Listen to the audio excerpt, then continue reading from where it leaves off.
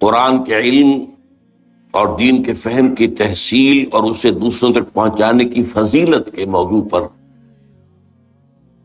12 احادیث کے درس پر مشتمل ہے، لیکن میں نے یہ سورہ رحمان کی 4 آیات جو تلاوت کی ہیں انہیں آپ تبرکن بھی سمجھ لیجئے کہ خطاب کا آغاز جو ہے وہ تلاوت آیات قرآنیہ سے ہو رہا ہو۔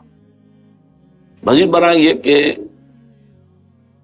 جو میرے درس حدیث میں آج اولین اور اہم ترین حدیث آ رہی ہے اس کا بڑا گہرا معنوی تعلق سورہ رحمان کی ان ابتدائی 4 آیات سے۔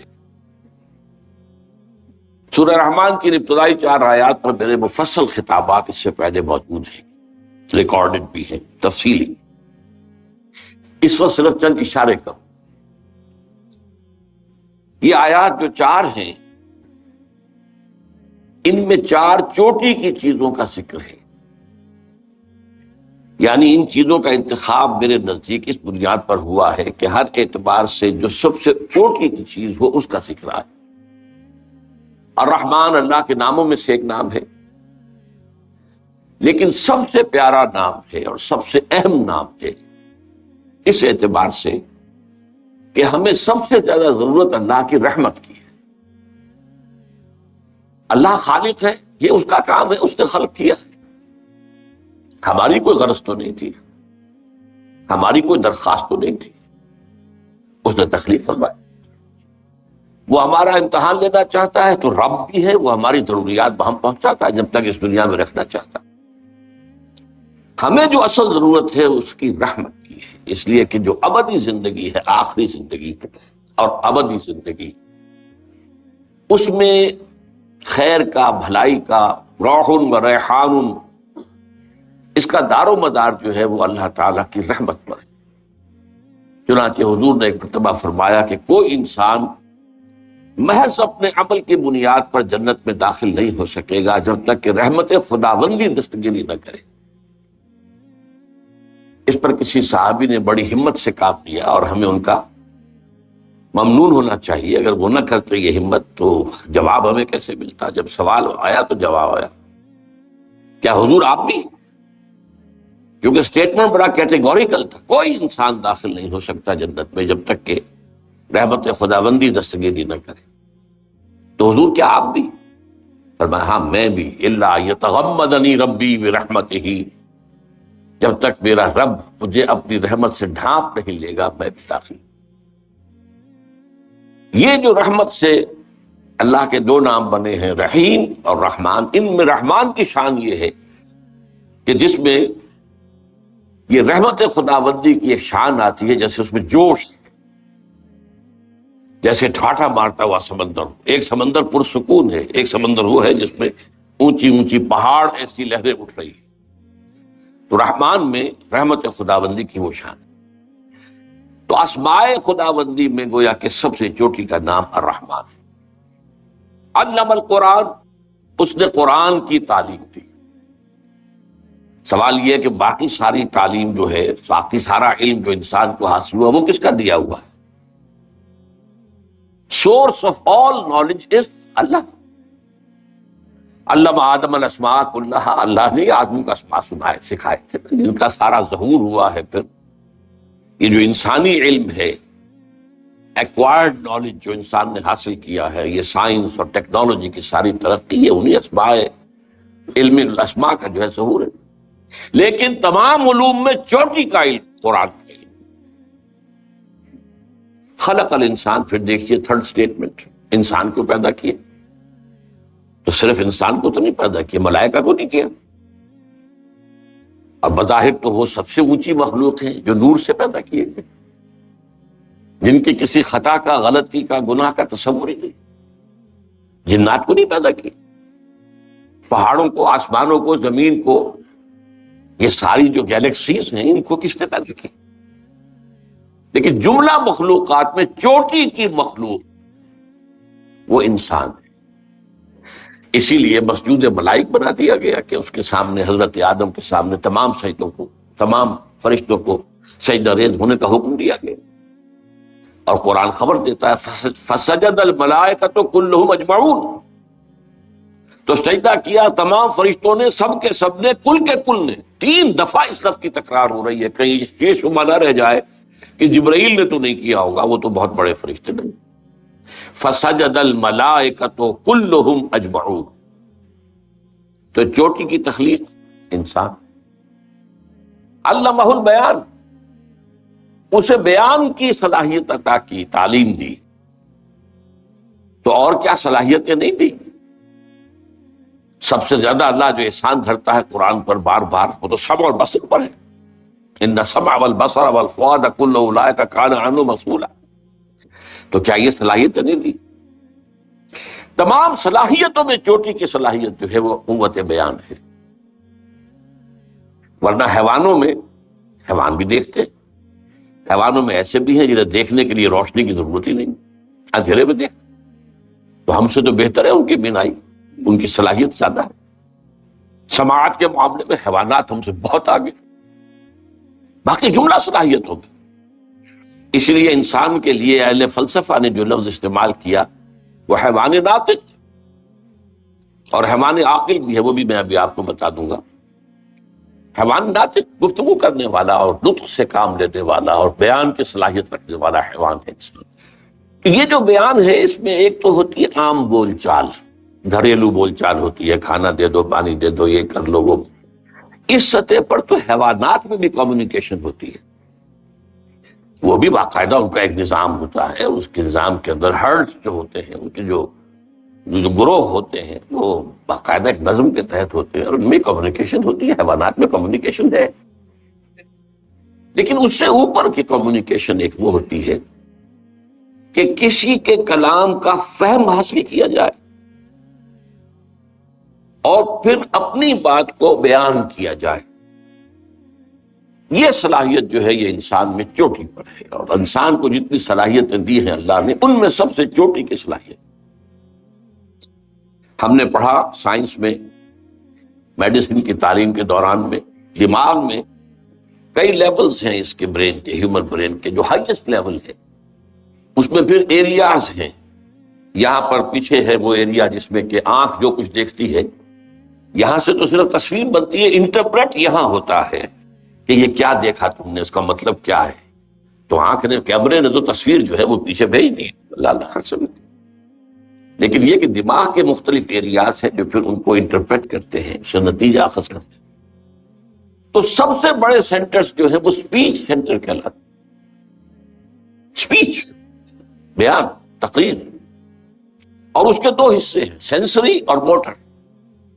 ایک حصہ وہ ہے کہ کسی کے کلام کو جو آپ تک پہنچا ہو آپ سمجھ سکیں، کہ گہرائی میں اتر سکیں، جس کے لیے پھر لفظ تعویل آتا ہے۔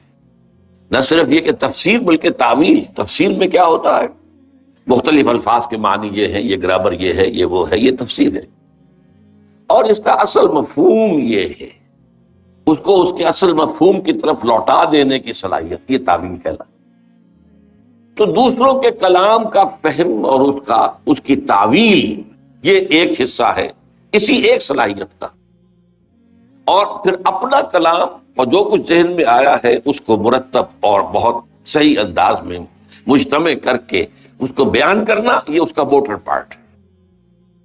یہ دونوں جو چیزیں ہیں یہ انسانی صلاحیتوں میں ٹاپ کی ہیں۔ اب دیکھیے یہ جو 4 چیزیں آئیں، ان میں نے صرف ابھی تک بیان کیا ہے کہ ان میں ان کے انتخاب کی بنیاد کیا ہے کہ اپنے اپنے میدان میں یہ چاروں چیزیں ٹاپ کی ہیں۔ لیکن ایک اعتبار سے غور کیجئے تو یہ 4 چیزیں اور 4 آیتیں ہیں، لیکن جملے 3 ہیں۔ الرحمن علم القرآن ایک جملہ ہے، خلق الانسان مکمل جملہ ہے، علمہ البیان مکمل جملہ ہے۔ ان 3 جملے کے حوالے سے آپ نے میٹرک میں بھی پھر اور بھی سطح پر پڑھا ہوگا، ریشو پروپورشن میتھمیٹکس کے اندر، ارتھمیٹک کے اندر پڑھا ہم نے، نسبت و تناسب کا قاعدہ۔ 3 ویلیوز دی ہیں، چوتھی تلاش کرو۔ اب یہ 3 ویلیوز آ گئی، الرحمن علم القرآن 1، خلق الانسان 2، علمہ البیان 3، چوتھی ویلیو جو ہے در حقیقت جو اس کلام کا اصل ماحصل ہے، جو اس کی اصل تعویل ہے، وہ ہے جو ہماری پہلی حدیث ہے آج کے ہمارے اس درس حدیث میں. عن عثمان ابن عفان. اب یہاں دیکھیے ذرا اس میں ترتیب، وہ ردم جو ہے وہ بھی برقرار ہے ناموں کے اعتبار سے بھی. الرحمن علم القرآن خلق الانسان علمہ البیان. عن عثمان ابن عفان رضی اللہ تعالی عنہ قال قال رسول اللہ صلی اللہ علیہ وسلم خیرکم من تعلم القرآن وعلم. تم میں سے بہترین لوگ وہ ہیں جو قرآن سیکھتے ہیں اور سکھاتے ہیں، یا تم میں سے بہترین لوگ وہ ہیں جنہوں نے قرآن سیکھا اور سکھایا. یعنی ویسے تو یہ ماضی کا صیغہ ہے، لیکن اس کو ہم جنرلائز کر کے، پہلا ترجمہ میں نے جنرلائز کر کے کیا. تم میں سے بہترین لوگ وہ ہیں جو قرآن سیکھتے اور سکھاتے ہیں. اب دیکھیے وہ جو چار چیزیں ہمارے سامنے آئی تھیں، چوٹی کا علم قرآن، چوٹی کی انسانی صلاحیت بیان، اس چوٹی کی صلاحیت کا استعمال چوٹی کے علم کے لیے ہونا چاہیے، یہ اس کا منطقی تقاضا ہے. یہ بیان میں نے جیسا کہ عرض کیا جو کہ اللہ نے انسان کو صلاحیت دی ہے، یہ گھریلو بھی ہے، گفتگو کرتے ہیں آپ آپس میں، وہ تو حیوانات کے اندر بھی موجود ہے پوری طریقے سے. لیکن وہ جو اصل چوٹی کی بات ہے کہ انسان کسی کے کلام کو سمجھے، اس کی تہ میں اترے، اس کی تعویل کرے، صحیح مفہوم تک رسائی حاصل کرے اور پھر اس کو بیان کرے. یہ چیز جو ہے اس کا سب سے بڑا مصرف ہونا چاہیے، جو سب سے بڑا علم ہے قرآن کا. تعلم یہ وہی ہے سینسری پارٹ آف علم آف کلام، اسپیچ کا سمجھنا، علم حاصل کرنا. تم میں سے بہترین لوگ وہ ہیں جو قرآن سیکھے اور سکھائیں، قرآن سمجھے اور سمجھائیں، قرآن پڑھے اور پڑھائیں، قرآن کا علم حاصل کرے اور آگے پھیلائیں. یہ ہے ہماری پہلی حدیث، اور یہ چونکہ بہت مشہور حدیث ہے، آپ میں سے اکثر حضرات کو زبانی یاد ہوگی، لیکن یہ ہے کہ اس کو میں نے سر عنوان اسی لیے بنایا ہے کہ وہ جو الرحمن علم القرآن خلق الانسان علمہ البیان، ان کا جو منطقی اور عقلی نتیجہ ہے وہ ہے در حقیقت جو اس حدیث میں سامنے آیا. اس میں ایک سلوکتا صرف اور عربی گرامر کے اعتبار سے کہ عربی زبان میں ایڈجیکٹیوز کے لیے، صفات کے لیے 3 درجے نہیں ہیں جو فارسی میں ہے، مثلا انگریزی میں ہے گڈ، بیٹر، بیسٹ. فارسی میں کہ بہتر، بہترین، بد، بدتر، بدترین. 3 لیولز ہو گئے. عربی میں صرف یہی ہے، اگر خیر کے آگے من لگ جائے تو وہ کمپیریٹیو ہو جائے گا. انا خیر من ہو، ابلیس نے کہا تھا میں اس آدم سے بہتر ہوں، تو من لگ گیا، وہاں بہتر کریں گے ترجمہ، بہترین نہیں کریں گے. لیکن اگر خیر کا لفظ براہ راست جو ہے مضاف کے طور پر جوڑ دیا جائے تو یہ پھر سپرلیٹو ڈگری ہے، یہ بہترین. اور یہ جیسے میں نے چاہا کہ اچھی طرح سمجھ لیا جائے، گہرائی میں اتر حضور کیا فرما رہے ہیں. خیرکم، تم میں سے بہترین لوگ وہ ہیں من تعلم القرآن وعلمہ، جنہوں نے قرآن سیکھا اور سکھایا، سمجھا اور سمجھایا، پڑھا اور پڑھایا، اس کا علم حاصل کیا، تعلم، اور اسے بیان کیا، یہ تعلیم. اب آئیے دوسری حدیث، یہ مسلم شریف کی ہے. میں نے ترتیب یہی رکھی ہے کہ پہلے احادیث جو ہیں وہ صحیحین کی یا جو متفق علیہ ہیں پہلے ان کو سامنے لائے. دوسری حدیث جو ہے یہ بھی بخاری شریف کی ہے، اور عبداللہ ابن عمرو بن العاص رضی اللہ تعالی عنہما اس کے راوی ہیں. حضور کے الفاظ ہیں بلغوا عنی ولو آیتن،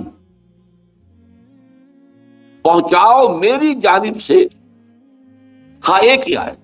بعض حضرات کے نزدیک اس سے مراد جو ہے وہ ایک آیت ہے، چاہے وہ آیت جو ہے وہ کلام مفید جسے کہتے ہیں عربی گرامر میں، جس سے کوئی مفہوم پوری طرح واضح ہو جائے، چاہے وہ نہ ہو، جملہ مکمل نہ ہو.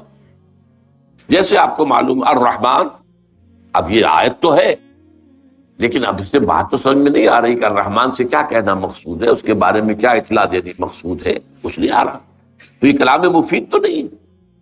والعصر، تو اگرچہ یہ اس کو کہتے ہیں مرکب ناقص کہ یہ مرکب تو ہے، جار مجرور، والعصر لیکن یہ کہ والعصر یہ قسم کس چیز پر کھائی جا رہی ہے یہ معلوم نہ ہو تو یہ کلام مفید نہیں ہوا. ہاں والعصر ان الانسان لفی خسر، اب یہ کلام مفید ہو گیا. تو بعض حضرات کے نزدیک آیتن جو ہے واحدتن ہو چاہے وہ جملہ نہ بھی بنتی، اور اکثر کے نزدیک یہ ہے کہ اس سے مراد جو ہے وہ جملہ مفیدہ، یعنی آیت جو ہے یا تو وہ اپنی جگہ ایک مکمل جملہ ہو، ان الانسان لفی خسر ایک مکمل جملہ ہے، اور خواہ وہ یہ کہ دو تین آیتوں سے مل کر وہ جملہ بنتا ہو، جیسے کہ ابھی ہم نے پڑھا الرحمن علم القرآن، جملہ تو تب بنا رحمان نے قرآن سکھایا. لیکن بہرحال یہ اس میں جو ایک آیت کا لفظ استعمال کیا حضور نے، اس سے اس کی طرف تاکید کی اگر آپ اندازہ کیجئے کہ یہ نہیں کہا جا رہا کہ ایک ہی آیت کی آپ تبلیغ کرتے پھرے. ظاہر بات ہے اس میں تو بڑے خطرات ہیں. وہ آیت تو منسوخ بھی ہو سکتی ہے، وہ آیت جو ہے اس کے اندر کوئی ایسا مفہوم بھی ہو سکتا ہے کہ جس کی وضاحت دوسری جگہوں پر آئی ہو. تو یہ نہیں ہے کہ بس ایک آیت سیکھ لو اور اس کو جو ہے آگے اسی کے مبلغ بن کر، یہ تاکید کا انداز ہے. خواہ ایک ہی آیت، یہ اس تاکید کے لیے ایمفیسس کے لیے ایک ہی آیت بھی ہو. مثلا یہ کہ ایک صورت ایسی ہو سکتی ہے جیسے سورۃ العصر، وہ اتنی جامع ہے جس کے بارے میں امام شافعی یہ کہتے ہیں کہ لو لم ينزل من القرآن سواها لکفت الناس، اگر قرآن میں سے سوائے اس ایک صورت کے اور کچھ نازل نہ ہوتا تب بھی لوگوں کی ہدایت کے لیے کافی تھی. اور لو تدبر الناس هذه السورہ لوسعتهم، اگر لوگ صرف اس ایک صورت پر تدبر کریں تو یہ ان کے لیے کافی ہو جائے گی. تو اس صورت کا انسان مبلغ بن جائے، اس کو اچھی طرح سمجھ کر اسے سب بیان کرنے کا جو ہے بیڑا اٹھا لے تو بات سمجھ میں آتی ہے، لیکن عام طور پر نہیں. یہ انداز ہے تاکید کا، بلغوا عنی ولو آیۃ. دوسرا اس میں جو لفظ بہت اہم ہے وہ عن کا ہے، عنی. اسی لیے میں اس کا ترجمہ کرتا ہوں میری جانب سے، آن مائی بہاف. اس کی وجہ کیا ہے کہ حضور کی بعثت ہے پوری نوع انسانی تک، آپ صرف عربوں کے لیے تو نہیں بھیجے گئے تھے. اسی لیے آپ نے خطبہ حجۃ الوداع میں جو 1.25 لاکھ کا مجمع تھا اس سے گواہی لے لی، الا هل بلغت، اور جواب میں لے کے اس پورے مجمع نے کہا انا نشهد انک قد بلغت الرسالۃ وادیت الامانۃ ونصحت الامۃ وکشفت الامۃ. 3 دفعہ یہ سوال جواب، اس کے بعد انگلی اٹھائی آسمان کی طرف 3 دفعہ، اور پھر اشارہ لوگوں کی طرف، اللہم اشہد، اے اللہ تو بھی گواہ ہے میں نے پہنچا دیا. اب آخری جملہ کیا تھا؟ فَلْيُبَلِّغِ الشَّاهِدُ الْغَائِبَ. اب لازم ہے ان پر جو یہاں ہے کہ پہنچائیں ان کو جو یہاں نہیں، اور جو یہاں نہیں ہے اتنے بلیغ الفاظ ہیں، اس میں جو لوگ اس وقت دنیا میں موجود تھے اور وہاں نہیں تھے وہ بھی سب شامل ہو گئے، چاہے وہ چین میں آباد ہوں، چاہے وہ روس میں آباد ہوں، چاہے وہ امریکہ میں ہوں، چاہے وہ کہیں بھی ہوں، تمہارے ذمے ہے اب ان تک پہنچانا. اور قیامت تک آنے والے انسان بھی شامل ہو گئے، کیونکہ آپ کی رسالت جو ہے وہ تو قیامت تک جاری ہے، اور پوری نوع انسانی کے لیے آپ پھر رسول بنا کر بھیجیں گے. تو بلغوا عنی، میری آن مائی بہاف، میری جانب سے پہنچاؤ.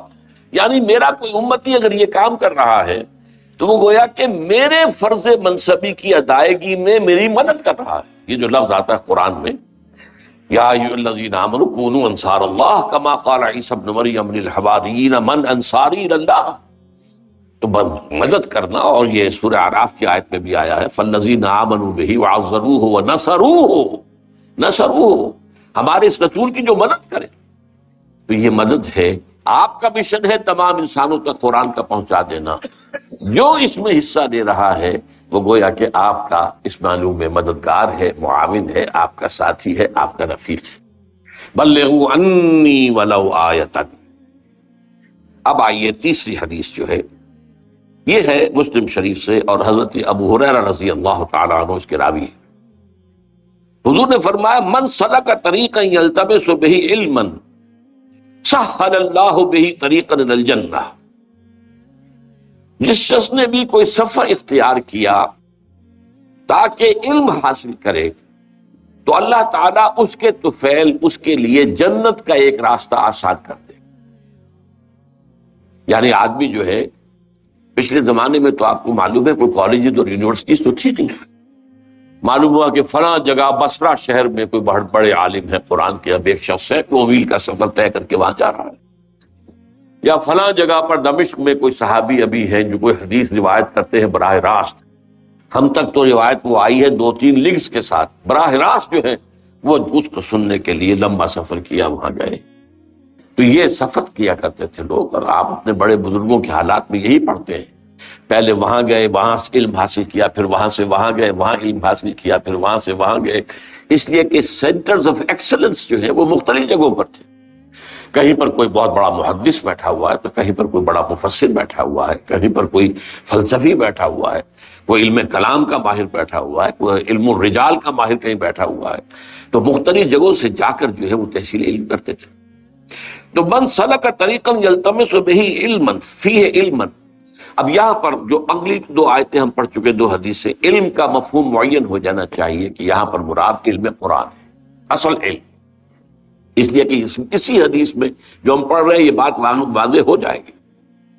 سہل اللہ بہ طریقا الی الجنۃ، اب سنیے نقشہ کھینچا ہے، وَمَجْتَمَعَ قَوْمٌ فِي بَيْتٍ مِّن بُيُوتِ اللَّهِ يَتْلُونَ كِتَابَ اللَّهِ وَيَتَدَارَسُونَهُ بَيْنَهُمْ إِلَّا نَزَلَتْ عَلَيْهِمُ السَّكِينَةُ وَغَشِيَتْهُمُ الرَّحْمَةُ وَحَفَّتْهُمُ الْمَلَائِكَةُ وَذَكَرَهُمُ اللَّهُ فِي مَنْ عِندِهِ، اور نہیں جمع ہوتے کچھ لوگ اللہ کے گھروں میں سے کسی گھر میں اللہ کی کتاب کی تلاوت کے لیے اور اس کو باہم ایک دوسرے سے سمجھنے کے لیے، مگر یہ کہ اللہ ان کے اوپر نازل فرما دیتا ہے سکینت، اور رحمت ان کو ڈھانپ لیتی ہے، اور فرشتے ان کے گرد گھیرا ڈال لیتے ہیں، اور اللہ تعالیٰ ان کا ذکر کرتا ہے ملائکہ میں فی من عندہ، اس کے جو پاس ہے، ملائکہ مقربین، ملائکہ بھی عام نہیں جو اس کے پاس، ملائکہ مقربین، ملائکہ اعلیٰ، فخر کے ساتھ کہتا دیکھو میرے بندے،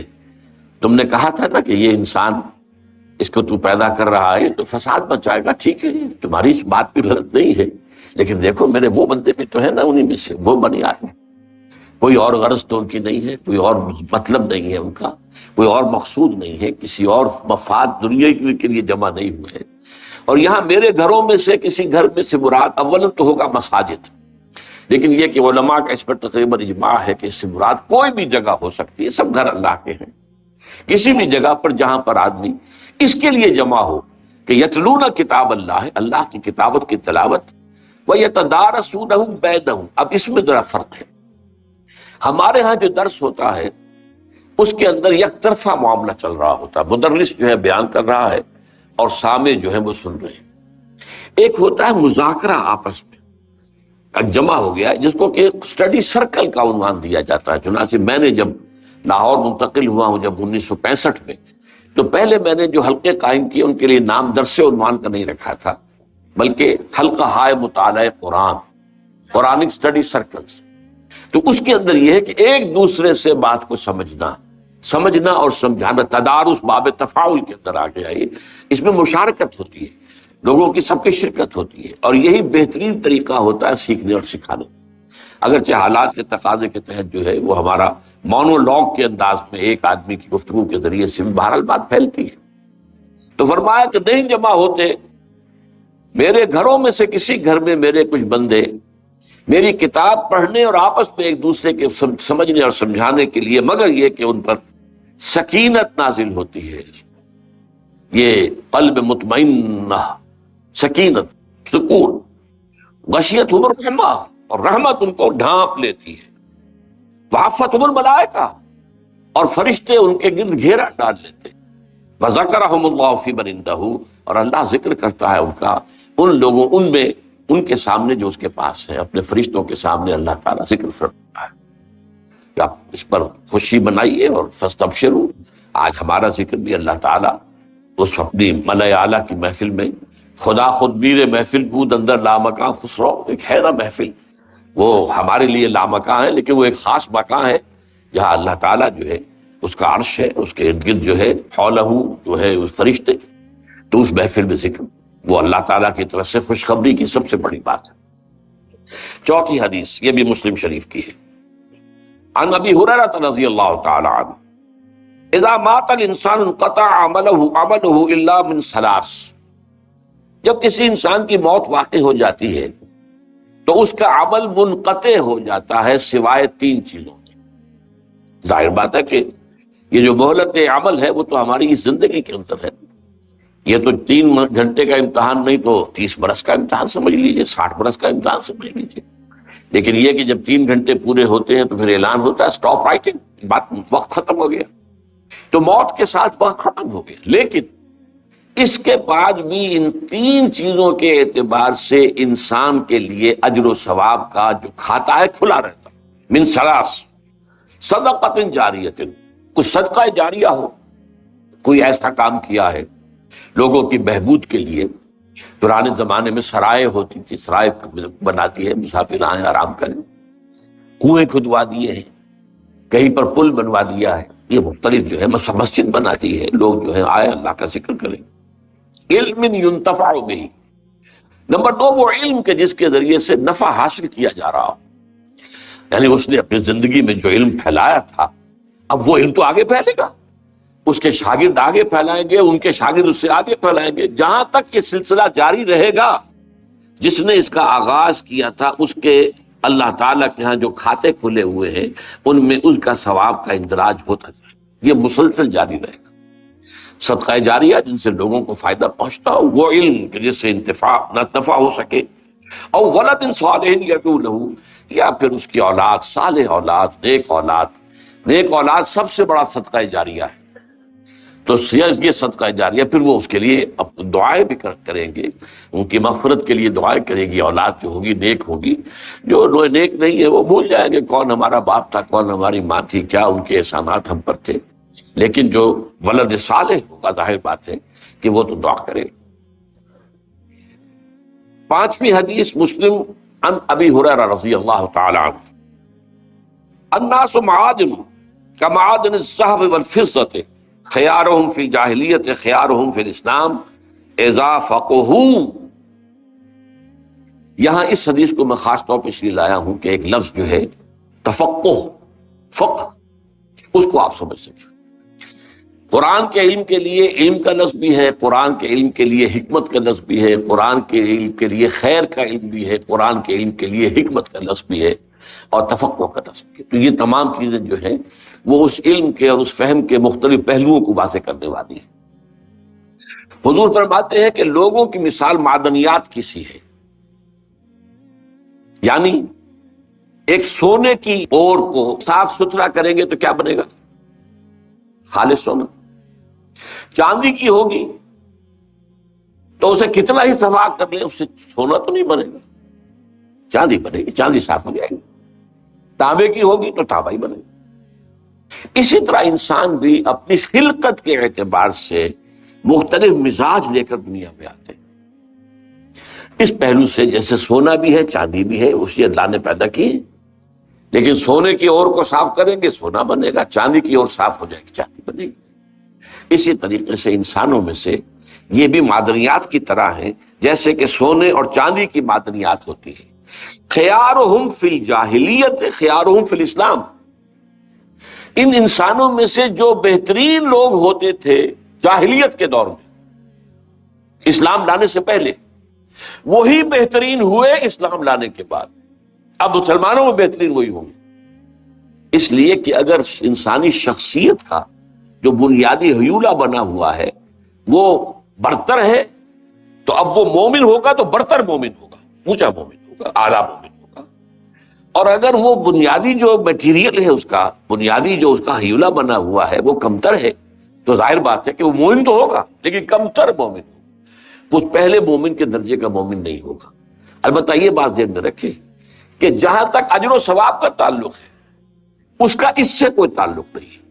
اگر اللہ نے کسی کی اور جو ہے وہ چاندی کی بنائی ہے تو اسی کے مطابق حساب بھی لے گا، اس سے ان کا حساب نہیں لے گا کہ جو سونے والی اور والے لوگ ہوں گے ان کا محاسبہ جو ہوگا وہ اپنی سطح پر ہوگا کہ تمہیں ہم نے یہ کچھ صلاحیتیں دی تھی، تم نے کیا کیا. تو اللہ تعالیٰ لا یکلف اللہ نفسا الا وسعها، تو جس کو کہ کبھی قرآن میں شاکلہ بھی کہا گیا ہے سورہ بنی اسرائیل میں، اور وسع کا لفظ جو ہے یہ بار بار قرآن میں یہ الفاظ آئے ہیں، اور یہ بہت ہی ہمارے لیے خوشخبری ہے کہ اللہ کا محاسبہ جو ہے وہ اندھے کی لاٹھی کی طرح نہیں ہوگا کہ وہ گھومے تو وہ نہیں دیکھتی ہے کس کو لگ رہی ہے. کہ اللہ تعالیٰ کا جو محاسبہ ہوگا وہ بھی ہر شخص کا انڈیویجول ہوگا. وہ انڈیویجول جو ہے کلہم آتی ہے یوم القیامت فردا، ہر شخص ایک فرد انفرادی حیثیت میں اللہ کے سامنے حاضر ہوگا، اور اس سے اللہ نے جو کچھ دیا تھا اس کے حساب سے اس کا محاسبہ۔ اس لیے وہ اخروی حساب کے اعتبار سے یہ نہ سمجھے کہ تو ناانصافی ہو جائے گی، پھر اللہ کے ہاں وہ ناانصافی نہیں ہوگی۔ البتہ دنیا میں اللہ تعالیٰ نے یہ جو رنگا رنگی پیدا کی ہے، بوقلمونی پیدا کی ہے، ذوق اس جہاں کو ہے زیب اختلاف سے، یہ اختلاف اگر نہ ہو، رنگا رنگی نہ ہو اور یہ گوناگونی نہ ہو تو ظاہر بات ہے مونوٹنی جو ہے اس سے تو انسان کی طبیعت بیزار ہو جاتی ہے۔ تو اختلاف جو ہے اس کے اندر ایک حسن ہے، اور یہ حسن تخلیق ہے، اس پہلو سے علیحدہ بات ہے، لیکن محاسبے کے اعتبار سے اس میں کوئی کمی جو ہے اس کا نہیں ہوگا، اس لیے کہ اس سے اسی کے مطابق حساب لیا جائے گا۔ لیکن اصل جو اس حدیث کے لفظ تھا اذا فقہ، جب کہ وہ دین کا فہم حاصل کرے۔ یہ فقہ کا لفظ جو ہے ہمارے ہاں بعض چیزیں ایسی ہیں کہ جو بعض اصطلاحات ہماری اپنا مفہوم جو ہے، اصل مفہوم بالکل ان کا غائب ہو گیا ہے ذہنوں سے، اس لیے کہ وہ کسی اور مفہوم میں زیادہ عام ہو گئے۔ لفظ احسان ہے، اب احسان کے لفظ ہم سمجھتے ہیں کسی کے ساتھ بھلائی کرنا، اب یہ لفظ احسان اصطلاح ہے دین کی۔ دین جو ہے انتہائی خوبصورت ہو جائے، آپ کی دینی زندگی انتہائی حسین ہو جائے، ہر اعتبار سے اس میں خوبی ہی خوبی نظر آئے، وہ احسان ہے، وہ درجہ احسان ہے۔ نمبر 2 پر حدیث آئے گی، اخبرنی عن الاسلام اخبرنی عن الایمان اخبرنی عن الاحسان۔ تو اس معنی میں یہ لفظ جو ہے فقہ کا لفظ چونکہ ہمارے ہاں عام ہو گیا ہے، وہ علم فقہ یعنی احکام شریعت کا استنباط اور اس کا استخراج کر کے اور قیاس کے ذریعے سے غور کر کے نئے مسائل کے لیے جو ہے رائے نکالنا، یہ فقہ ہے۔ اور اس کو ہم شریعت، اب ہمارے ہاں ہمارا تصور یہ فقہ حنفی ہے، یہ فقہ مالکی ہے، یہ فقہ شافعی ہے، یہ فقہ حنبلی ہے، اس اعتبار سے فقہ کا لفظ اس پر چشمہ ہو گیا۔ اصل میں یہ لفظ ہے فہم، گہرا فہم، یعنی جب انسان ایک ہے سرسری طور پر آپ ایمان لے آئے، لیکن یہ کہ ایک ہے کہ آپ نے اس ایمان اور اسلام کے گہرائیوں میں اترنے کی کوشش کی اور ان کو سمجھا۔ ایک قرآن کو سرسری طور پر سمجھنا ہے، جیسا کہ میرا کتابچہ جو ہے مسلمانوں پر قرآن مجید کے حقوق، اس میں ایک چیپٹر ہے تذکر اور تدبر۔ تذکر جو ہے قرآن مجید کو سمجھ لینا، جیسے کہ سطح سمندر کے اوپر اگر تیل کا کوئی ٹینکر جو ہے وہ ٹوٹ گیا اور تیل بہہ گیا تو تیل سطح پر رہے گا، نیچے تو نہیں جائے گا۔ تو قرآن مجید کا اصل جو نصیحت ہے، اس کا جو لیسن ہے، اس کی جو ہدایت وہ سطح پر ہے، لہذا سرسری طور پر پڑھ کر کے بشرط کہ اس کی اپنی زبان میں پڑھا جائے، یہ شرط اس کے لیے لازم ہے۔ محض ترجموں سے تو کچھ حاصل ہوگا بہت کم، انسپریشن حاصل نہیں ہوگی، لیکن یہ ہے کہ آپ اپنی آنکھ سے اور قرآن کو اس کی اپنی زبان میں پڑھیں گے تو تذکر تو بہت آسانی سے آپ کو حاصل ہو جائے گا۔ وَلَقَدْ يَسَّرْنَا الْقُرْآنَ لِلذِّكْرِ فَهَلْ مِن مُدَّكِرٍ، 4 مرتبہ یہ چیلنج کے انداز میں الفاظ آئے ہیں، ہم نے تذکر کے لیے قرآن کو بہت آسان کر دیا ہے، تو ہے کوئی جو اس سے نصیحت حاصل کرنا چاہے؟ تدبر قرآن جو ہے وہ گہرائی میں اترنا ہے۔ قرآن میں ہو غوطہ زن نہ برد مسلمان، اس کی بڑی کڑی شرائط ہے، وہ تو پوری زندگی انسان اس کے اندر بسر کرتا ہے۔ حضرت عبداللہ ابن عمر رضی اللہ تعالیٰ عنہما کا ایک قول ہے کہ میں نے صرف سورہ بقرہ پر 8 سال تک تدبر کیا، 8 سال، حالانکہ انہیں کوئی صرف و نحو پڑھنے کی ضرورت تو نہیں تھی، عربی زبان ان کی اپنی زبان تھی، جس ماحول میں قرآن نازل ہوا اسی کا ایک پارٹ اینڈ پارسل وہ بھی تھے، کوئی انہیں شان نزول کی روایات کی تلاش کی ضرورت نہیں تھی۔ تو تدبر جو ہے اس کا اور تقاضا، تفقہ وہ در حقیقت اصل گہرائی والی بات ہے۔ اذا فقہوا، یہی لفظ ایک اور حدیث میں آ رہا ہے۔ اب یہ ہے، یہ متفق علیہ روایت ہے، بخاری و مسلم رحمہم اللہ، عن معاویہ رضی اللہ تعالی عنہ، حضرت معاویہ ان سے یہ روایت ہے، حضور فرماتے ہیں من یرید اللہ بہ خیرا یفقہہ فی الدین وانما انا قاسم واللہ یعطی۔ حضور فرماتے اللہ تعالیٰ جس شخص کے ساتھ خیر کا ارادہ فرماتا ہے، بھلائی کا، اس کے درجات بلند کرنے کا ارادہ فرماتا ہے، تو اسے دین کا تفقہ عطا کر دیتا ہے۔ ایک ہے دین کی سرسری جو ہے معلومات، یا دین کا جو قانونی حصہ ہے اس کے بارے میں تفاصیل معلوم ہے، اور ایک یہ ہے کہ تفقہ فی الدین، دین کے اندر گہرائی میں اتر کر سمجھا جائے، کسی حکم کا مقصد کیا ہے، کسی حکم کی حکمت کیا ہے، احکام میں اولن کون سے ہیں، دوم کون سے ہیں، کون سی چیز جو ہے اولیت رکھنے والی ہے، کون سی چیز ثانویت کی حامل ہے۔ کہیں الٹا نہ کر دیں کہ جو ثانوی ہے اس سے آپ اولین بنا لیں اور جو اولین ہے اس سے ثانوی بنا لیں، تو سارا جو اپ سائڈ ڈاؤن ہو جائے گا، معاملہ گڑبڑ ہو جائے گا۔ حالانکہ ٹھیک ہے، دونوں چیزیں جو ہیں وہ ہیں، اس میں وہ دین ہی کے حصے ہیں، لیکن اس دین کے اندر ایک چیز اولین اہمیت کی تھی، آپ نے ثانوی بنا دی، اور ایک ثانوی اہمیت کی تھی، اسے آپ نے اولین کے درجے پر رکھ دیا، تو آپ نے تو الٹا کر دیا، تو وہ سارا جو ہے تفقہ معاملہ ختم ہو جائے گا۔ تو یفقہہ فی الدین، دین کا تفقہ حاصل کرنا، اور اس کے لیے خاص طور پر میں یہاں نہیں ہے وہ روایت، حضور صلی اللہ علیہ وسلم نے حضرت عبداللہ ابن عباس اپنے چچیری بھائی رضی اللہ تعالی عنہما، ان کے لیے خاص طور پر اللہ سے دعا کی تھی، اللہم فقہہ فی الدین وعلمہ التاویل، اے اللہ اس نوجوان کو دین کا تفقہ عطا کر، دین کا گہرا فہم، گہرائی میں سمجھ، گہری فہم، اور اس کے ساتھ جوڑ کر آیا ہے علمہ التاویل، قرآن کی تعویل کا علم عطا کر۔ میں نے بتایا تھا تفسیر اور ہے، تعویل اور ہے۔ تفسیر میں بحث کی جاتی ہے الفاظ سے، ترکیب سے، نحو سے، جو یہ صرف سے، اس سے، اس سے، یہ تو ہے وہ تفسیر ہو رہی ہے، یا اس کا جو ہے شان نزول یہ ہے۔ ایک ہے اس کلام کے فہم کو اس کے اصل مدلول تک پہنچانا، اصل اس میں مقصود کیا ہے، کیا بات کہنی جو ہے مطلوب ہے، اس تک پہنچا دینا۔ تعویل کے معنی اول کیا ہے؟ لوٹانا، تو اسی معنی میں کسی چیز کو لوٹا دینا اس کے اصل کی طرف، اس کے اصل مفہوم کی طرف، یہ تعویل ہے۔ تو در حقیقت تفقہ فی الدین اور تعویل قرآن، یہ دونوں ایک ساتھ جڑے ہوئے ہیں، ان دونوں کا گہرا تعلق ہے۔ اسی لیے حضور نے دعا میں ان دونوں چیزوں کو شامل کیا، اللہم فقہہ فی الدین وعلمہ التاویل۔ اب آئیے ساتویں حدیث، یہ بھی متفق علیہ ہے، بخاری و مسلم، عن ابی مسعود، ابن مسعود رضی اللہ تعالی عنہ، عبداللہ ابن مسعود، لا حسد الا فی اثنتین، حضور فرماتے ہیں کہ کوئی حسد نہیں ہونا چاہیے مگر دو اشخاص کے بارے میں۔ اب یہاں پہ لفظ حسد جو آیا ہے وہ در حقیقت اس عام معنی میں نہیں آیا ہے، تو اصل میں یہ ہے کہ جس میں رشک، جسے ہم اردو میں کہ رشک، فلاں کو فلاں پر رشک آیا، ایک ہے فلاں کو فلاں سے حسد ہوا۔ یہ حسد ایک منفی شے ہے، کسی میں کوئی خیر یا خوبی دیکھی اب اس کو یہ ہو کہ یہ اس سے سلب ہو جائے اور مجھے مل جائے، یہ حسد ہے۔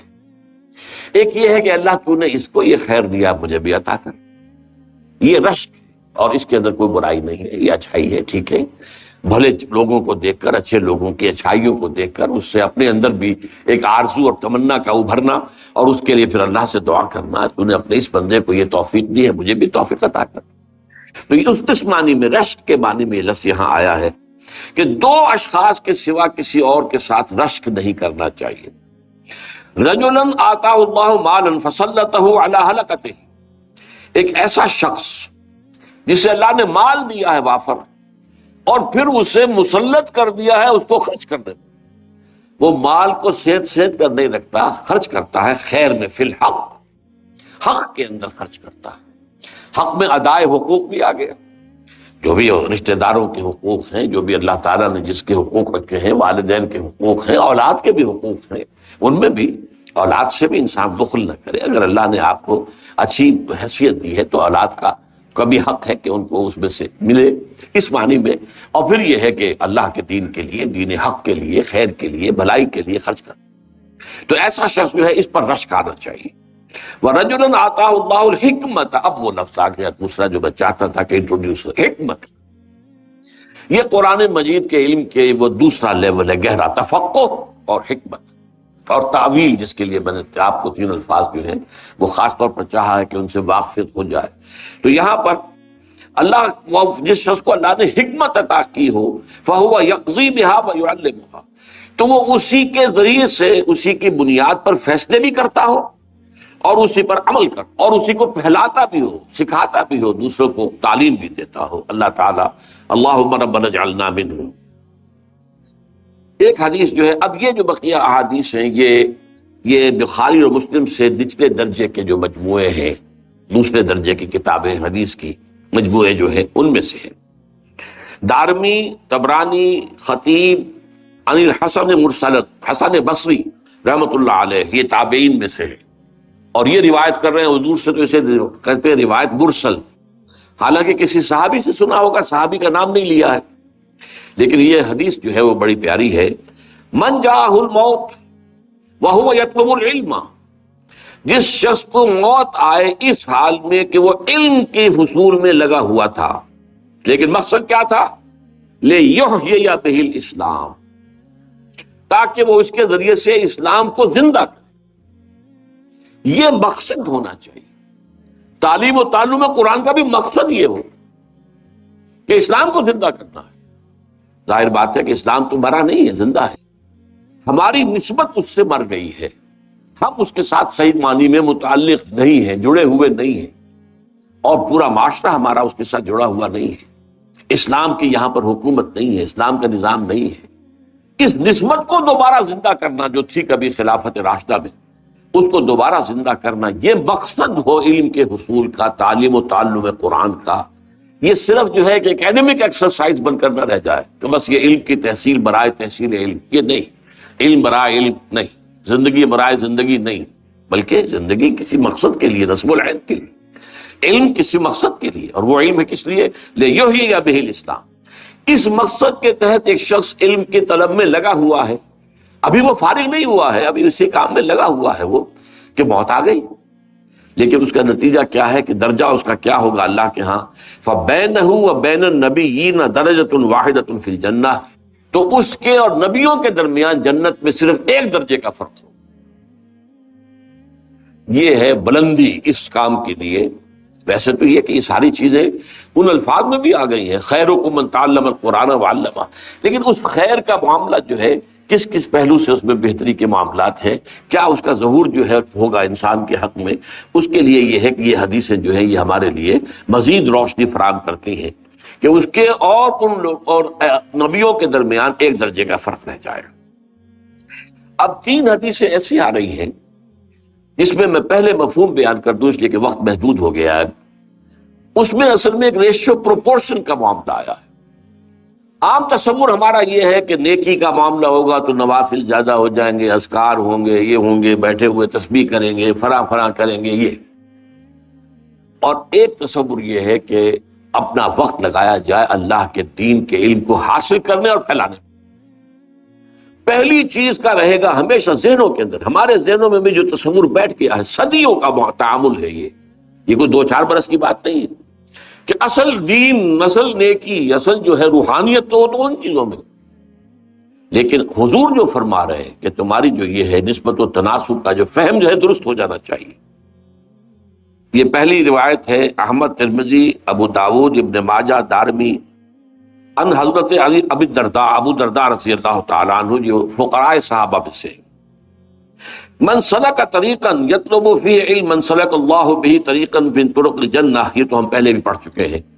جو شخص کوئی چلا کسی راستے پر سفر اس نے اختیار کیا علم کے حصول کے لیے، اللہ تعالیٰ اس کے ذریعے سے اس کے لیے جنت کا راستہ آسان کر دیتا ہے، کھول دیتا ہے۔ وَإِنَّ الْمَلَائِكَةَ تَضَعُ أَجْنِحَتَهَا رِضًا لِطَالِبِ الْعِلْمِ، فرشتے اپنے پر بازو پھیلاتے ہیں، نیچے کرتے ہیں، عزت کرتے ہوئے، رضا لطالب العلم، علم کے طالب کے لیے، یہ اس کا مقام ہے طالب علم کا۔ وَإِنَّ الْعَالِمَ يَسْتَغْفِرُ لَهُ مَنْ فِي السَّمَاوَاتِ وَمَنْ فِي الْأَرْضِ، اور عالم کے لیے استغفار کرتے رہتے ہیں وہ سب کے جو آسمانوں میں اور زمین میں۔ لیکن عالم کا وہی تصور رکھیے، لیحیی بہ الاسلام۔ عالم کا تصور یہ کہ اس میں سب سے چوٹی پر علم قرآن، اور قرآن کا بھی صرف علم جو ہے وہ شریعت والا علم نہیں، بلکہ اس میں جو تفقہ اور حکمت اور گہرائی، اس کو وہ ساری چیزیں سامنے رہیں، تب پھر ان حدیث کا مطلب سمجھ میں آئے گا۔ تو یہاں تک کہ حتی الحیتان فی جوف الماء، یہاں تک کہ پانی کے اندر جو مچھلیاں ہیں وہ بھی استغفار کرتی ہیں۔ وَإِنَّ فَضْلَ الْعَالِمِ عَلَى الْعَابِدِ كَفَضْلِ الْقَمَرِ لَيْلَةَ الْبَدْرِ عَلَى سَائِرِ الْكَوَاكِبِ، اور جان لو فضیلت ایک عالم کی عابد پر، ایک عابد ہے، عبادت گزار ہے، رات بھر کھڑا ہو کر نماز پڑھ رہا ہے، اور وہ جو ہے دن بھر روزہ رکھ رہا ہے، ہمیشہ رکھ رہا ہے، یا آخری درجہ جس کی اجازت ہے کہ ایک دن روزہ رکھو اور ایک دن ناغہ کرو، یہاں تک پہنچ گیا ہے۔ لیکن یہ ہے کہ ایک ہے عالم، وَإِنَّ فَضْلَ الْعَالِمِ عَلَى الْعَابِدِ كَفَضْلِ الْقَمَرِ لَيْلَةَ الْبَدْرِ عَلَى سَائِرِ الْكَوَاكِبِ، تو 14ویں کے چاند کو جو فضیلت ہے بقیہ تمام ستاروں پر، وہ فضیلت ہے عالم کو عابد پر۔ وَإِنَّ الْعُلَمَاءَ وَرَثَةُ الْأَنبِيَاءِ، اور علماء جو ہیں وہ تو نبیوں کے وارث ہیں۔ وَإِنَّ الْأَنبِيَاءَ لَمْ يُوَرِّثُوا دِينًا وَلَا دِينَارًا دِرْهَمًا وَإِنَّمَا وَرَّثُوا عِلْمًا فَمَنْ أَخَذَهُ أَخَذَ بِحَظٍّ وَافِرٍ، اور نبیوں نے کوئی بھی دولت نہیں چھوڑی درہم و دینار وراثت میں۔ یہ کیوں کہا جا رہا ہے؟ نبیوں کے وارثوں کو بھی یہ سمجھ لینا چاہیے کہ کوئی شے وراثت میں نہیں چھوڑنی۔ مال جمع کرنا، وہ شخص تجارت کر رہا ہے، ٹھیک ہے، وہ مال جمع کیا اس نے، تم دین کا کام کر رہے تھے، دین سکھا رہے تھے، اور تم نے مال جمع کیا، اس کا کیا مطلب؟ تمہارا مطلوب دنیا تھی۔ جب اگر ورثۃ الانبیاء ہونے کا فخر حاصل کرنا چاہتے ہو تو پھر اس پر پورے اترو کہ کوئی وراثت تمہاری نہیں ہونی چاہیے، کوئی جائیداد مت بناؤ، کوئی دولت اکٹھی مت کرو۔ ان العلماء ورثۃ الانبیاء وان الانبیاء لم یورثوا دینارا ولا درہما وانما ورثوا علما، انہوں نے علم جو ہے وراثت میں چھوڑا، تو جو کچھ جو لیتا ہے اس کو، اس علم کو، اور اس کو حظ وافر، تو اس کا جو ہے اللہ تعالیٰ کے ہاں پھر اس کے لیے بہت ثواب ہے۔ اللہ تعالیٰ ہمیں ان میں سے کرے۔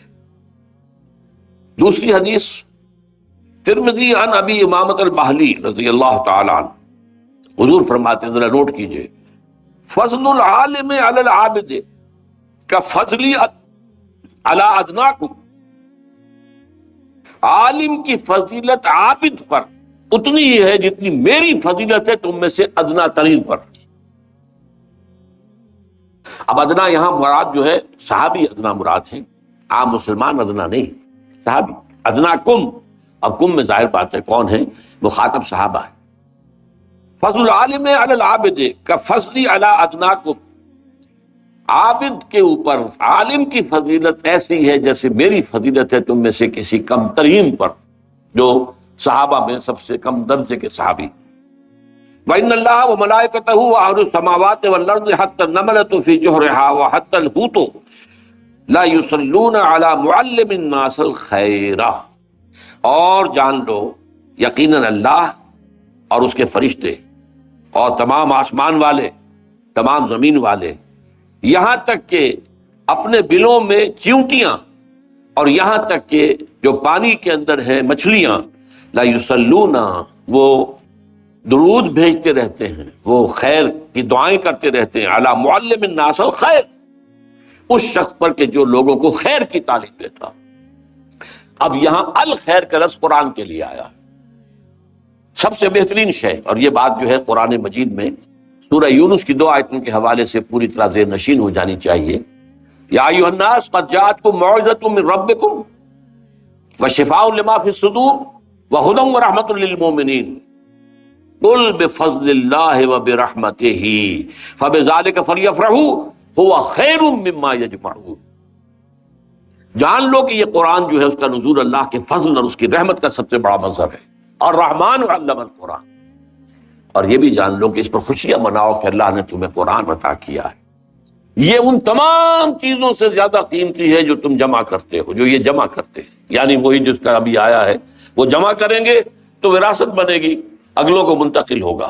دنیا میں جو چیزیں بھی جمع کی جاتی ہیں ان تمام چیزوں میں سب سے زیادہ قیمتی شے جو ہے وہ قرآن۔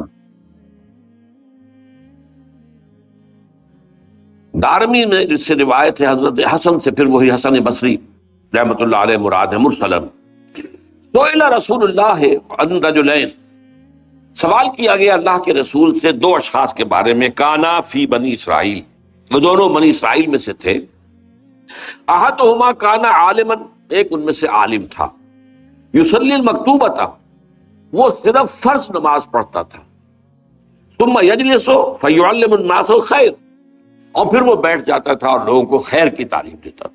پھر یہاں وہ لفظ خیر آ گئی، مراد قرآن، سب سے بڑا خیر قرآن، هو خیر مما یجمعون، والآخر، اور دوسرا وہ تھا جو یصوم النہار، ہمیشہ روزہ رکھتا تھا، ویقوم اللیل، پوری رات کھڑا رہتا تھا نماز میں. ایہما افضل، اے نبی یہ بتائیے ان میں سے افضل کون ہے؟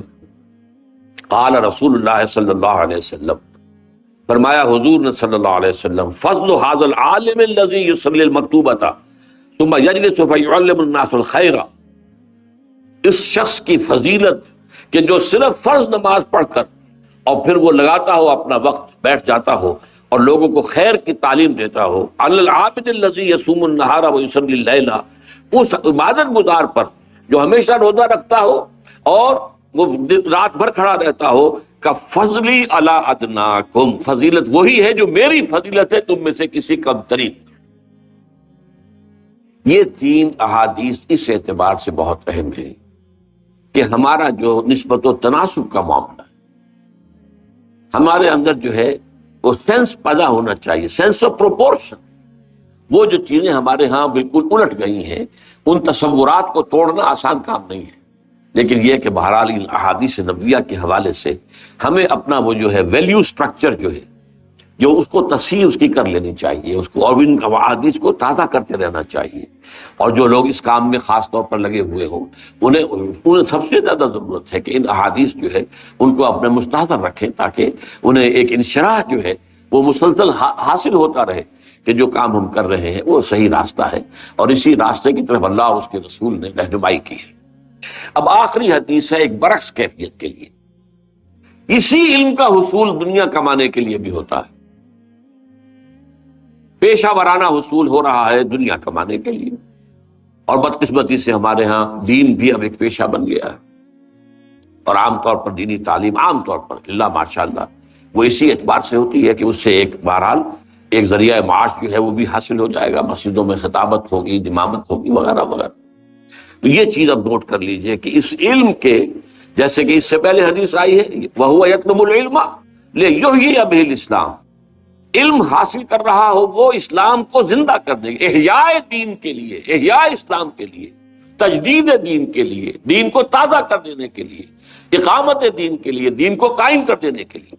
اس کے برعکس من طلب العلم، جس شخص نے علم حاصل کیا، طلب کیا، لِيُجَارِيَ بِهِ الْعُلَمَاءَ، تاکہ وہ ہم نشین بن جائے علماء کا. اب علماء بیٹھے ہوتے ہیں تو آپس میں گفتگو کر رہے ہوتے ہیں تو ان کی اصطلاحات اور ہوتی ہیں. عام آدمی بیٹھا ہوا ان کی بات وہ آپس میں جب گفتگو کر رہے نہیں سمجھتے، لیکن وہ اصطلاحات جو گاڑھی مذہبی دینی اصطلاحات استعمال کرتے ہیں. تو میں بھی علماء کی مجلس میں بیٹھنے کے قابل ہو جاؤں، میں بھی تاکہ بیٹھوں اور وہی اصطلاحات جو ہیں ان کو سمجھوں بھی اور ان کے اندر میں گفتگو کر سکوں. وَلَيُمَارِيَ بِهِ السُّفَهَاءَ، یا روب گانٹھے بے وقوفوں پر، جو بے علم ہیں یا جو لوگ جاہل ہیں یا کم علم ہیں، ان کے اوپر جو ہے وہ اپنا ایک ان کے ساتھ بحث و تمہیز کرنے کا اپنا روب گانٹھے اپنے علم کا اور سکہ جمائے. او یصرف بہ وجوہ الناس الیہ، یا اس علم کے ذریعے سے لوگوں کی توجہ اپنی طرف منعطف کرا لے، اپنی لیڈری، اپنی چودراہٹ، اپنی سیادت، اپنی قیادت، اس کی طرف لوگوں کو متوجہ کرے اس علم کے ذریعے سے. ادخلہ اللہ النار، ایسے شخص کو اللہ تعالیٰ یقیناً آگ میں داخل کرے گا. تو یہ وارننگ، یعنی باقی ساری حدیثیں جو ہے وہ جہاں اس فضیلت کا ذکر سامنے آیا ہے اور اس کے ضمن میں مختلف اصطلاحات جو آپ کے سامنے آئی ہیں ان کو سمجھنا، لیکن یہ کہ یہ وارننگ والی جو ہے آخری حدیث، یہ اس اعتبار سے کہ جو نیت ہے وہ صحیح ہونی چاہیے. اس لیے کہ اکثر محدثین نے اپنے جو مجموعے مرتب کیے ان میں سب سے پہلے وہی حدیث لائے کہ جو حضرت عمر رضی اللہ تعالیٰ عنہ سے مروی ہے نیت کے بارے میں، انما الاعمال بالنیات، اعمال کا دار و مدار نیت پر ہے. نیکی کا کام کوئی بڑے سے بڑا ہو، نیت خراب ہے تو اللہ کے ہاں اس کا کوئی وزن نہیں، بلکہ وہ اللہ تعالیٰ کے ہاں شرک میں بھی شمار ہو سکتا ہے. جس نے دکھاوے کے لیے من صلی یرائی فقط اشرکا، ومن صام یرائی فقط اشرکا، ومن تصدق یرائی فقط اشرکا، جس نے دکھاوے کے لیے نماز پڑھی اس نے شرک کیا، جس نے دکھاوے کے لیے روزہ رکھا اس نے شرک کیا، جس نے دکھاوے کے لیے صدقہ خیرات کیا اس نے شرک کیا. تو اللہ تعالیٰ جو ہے انما الاعمال بالنیات، اس طلب علم کے اندر نیت کا درست ہو جانا بہت ضروری ہے، اور اس نیت کے درست ہونے پر دار و مدار ہوگا کہ آیا اس کے ذریعے سے وہ درجہ جنت میں داخل حاصل ہو جائے گا جو نبیوں انبیاء سے متصل ہو، یا یہ کہ وہ دنیا کے اندر ذلیل و خوار اگر نہ بھی ہوا دنیا میں، چاہے وہ کتنا ہی باعزت رہا ہو، آخرت میں ذلیل و خوار ہو جائے گا اور جہنم میں جھونک دیا جائے گا۔ اللہ تعالی ہمیں ان تمام احادیث کی جو برکت ہے اور ان کے اندر جو ہمارے لیے سبق ہے اور ہمارے لیے رہنمائی ہے، ان سے بھرپور استفادے کی توفیق عطا فرمائے، آمین یا رب العالمین۔ سبحانک اللہم و بحمدک، نشہد ان لا الہ الا انت، نستغفرک و نتوب الیک۔